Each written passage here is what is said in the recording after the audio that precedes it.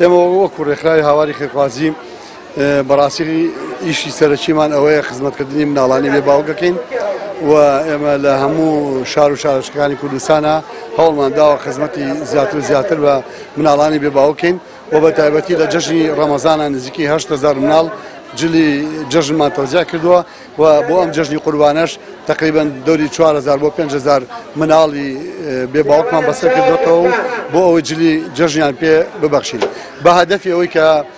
جلی جەژنمان هێنا بۆ کەلار حەزمان کرد کە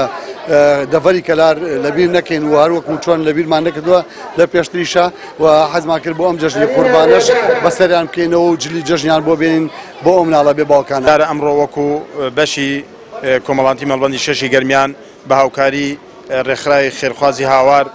هەستاین بە داباشکردنی 700 مناڵی هەتی و بۆ دابینکردنی جلوبەرگی جەژن بۆ جەژنی قوربان و دیارە ئەمە لە سنووری مەڵبەندی گەرمیانایە و زۆربەی ڕێکخراوەکانی تایە بە ئەوەی کەوا هەتیوان لایە ئیغاثەی تایە برایانی بزوتنەوەی تایە برایانی یەکگرتو تایە هەموو بەشەکان توانیمان ئەمڕۆ الحەمدوللا بە هاوکاری ئەو ڕێکخراوە بتوانین 700 مناڵی هەتی و دڵخۆش بکەین و بۆ جلوبەرگی